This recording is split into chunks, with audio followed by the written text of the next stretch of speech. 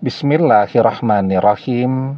Assalamualaikum warahmatullahi wabarakatuh. Bapak-bapak, ibu-ibu, mas-mas, mbak-mbak, khususnya adik-adikku sekalian yang dirahmati Allah dimanapun Anda berada.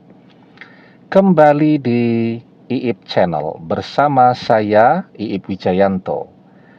Kali ini kita akan membahas tema emosi sangat tinggi, tanda mantan bukan jodohmu.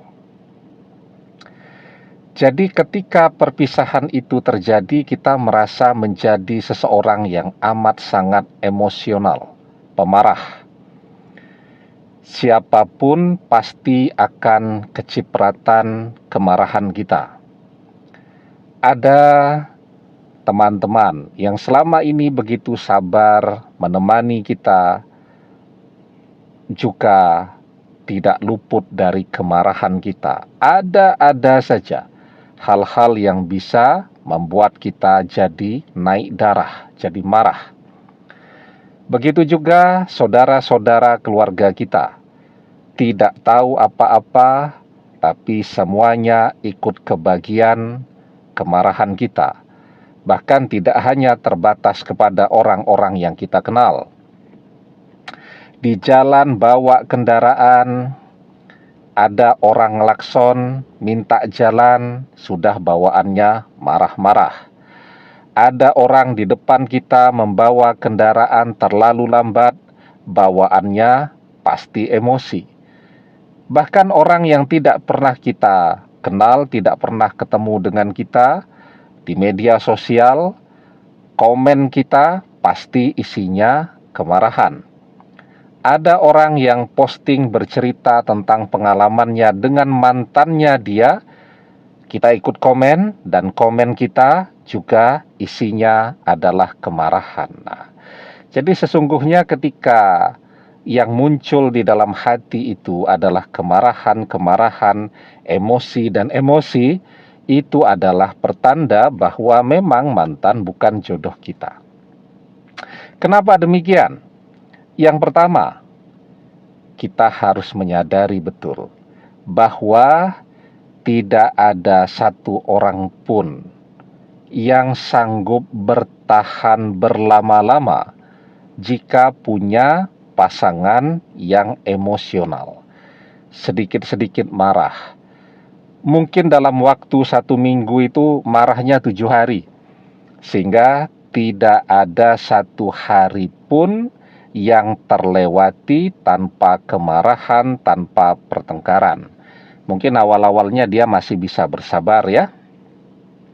Tapi lambat laun kan dia capek juga tuh, kupingnya panas terus ya. Dia lelah tuh harus menahan keinginannya untuk menjawab kemarahan-kemarahan tadi. Ya namanya manusia kan ada batas kesabarannya. Nah, ketika terjadi kemudian pertengkaran yang hebat begitu, yang berujung pada perpisahan, nah trauma pertengkaran demi pertengkaran yang terus muncul di dalam menjalani perjalanan cinta tadi, itu akan membuat orang benar-benar tidak mau kembali lagi. Jadi jangankan dengan pasangan ya, yang harus ketemu setiap hari, yang intensitas pertemuannya itu betul-betul tinggi kan. Bahkan kalau kita pun punya teman yang pemarah, punya sahabat yang pemarah, ya lebih baik kita menjauhkan. Kalau misalnya masih dapat kita hindari dulu. Kalau kemudian lebih baik kita tidak ketemu, maka jangan sampai ketemu. Kalau kemudian terpaksa betul harus ketemu, kita mungkin memilih duduknya yang jauh. Jangan sampai kontak, jangan sampai bicara. Nah itu dengan teman ya. Dengan teman di media sosial juga begitu.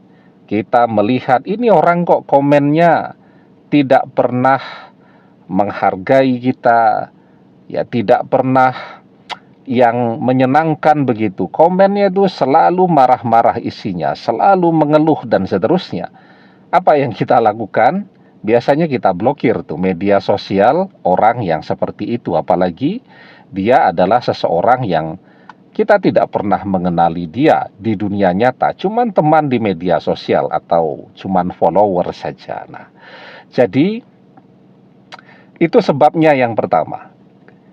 Tidak ada satu orang pun yang happy, yang bahagia jika harus bertengkar setiap hari. Artinya dia punya pasangan seseorang yang sangat emosional.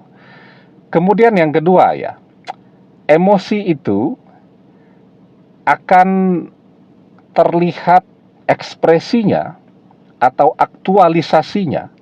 Yang pertama, marah-marah, ujung-ujungnya bertengkar.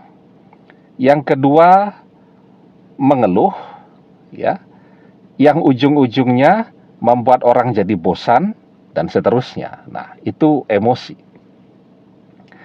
Ada kan orang yang emosional tidak sabaran banget. Misal mengerjakan sebuah proyek ya. Ada proyek yang dikerjakan bersama. Betul-betul tidak ada sabar-sabarnya. Pokoknya mengeluh, kapan selesai, dan seterusnya. Nah, maka orang kemudian misalnya ada next project ya, proyek berikutnya, sudah tuh, tidak mau tuh diajak lagi tuh kalau sudah mengenali sifat dan temperamennya seperti itu. Ya, nah, dan yang pasti ketika orang marah-marah dan mengeluh terus ya, itu akan membuat doanya menjadi tertolak. Dia memang berdoa setiap hari bahkan agar mantannya kembali. Tapi mengeluhnya setiap hari juga berkali-kali. Ketemu teman dia mengeluh, kok doa saya belum terkabul juga. Ada yang posting di media sosialnya berbagi tips ya, cara agar mantan mau kembali. Isinya kalau tidak marah-marah, keluhan. Saya sudah berdoa sekian tahun, tetap saja mantan saya tidak kembali. Nah, jadi dia mengeluh setiap hari itu, bahkan berkali-kali. Tidak cuman kalau ketemu orang, juga di media sosial dan seterusnya. Dan itulah yang kemudian membuat doanya, walaupun dia berdoa setiap hari agar mantannya kembali, agar mantannya menjadi jodohnya, doanya menjadi tertolak. Yustajabu li ahadikum malam ya'jal yaqulu qad da'watu rabbi falam yastajibli. Doa salah seorang di antara kalian pasti dikabulkan selama ia tidak tergesa-gesa. Siapa itu orang-orang yang tergesa-gesa? Yakni orang-orang yang mengatakan, aku sudah berdoa kepada Robku, tetapi dia tidak mengabulkannya untukku. Nah, kira-kira kurang lebih samalah kan, banyak yang mengeluh terus seperti itu. Saya sudah berdoa sekian tahun, tapi kok tidak ada respon dan seterusnya. Itulah yang kemudian menyebabkan doa kita menjadi tertolak. Artinya, sifat emosi itu menjadi penyebab kenapa mantan sampai hari ini tidak mau kembali bersama kita lagi. Demikian, semoga bermanfaat. Wallahu a'lam bissawab, billahi taufik wal hidayah. Assalamualaikum warahmatullahi wabarakatuh.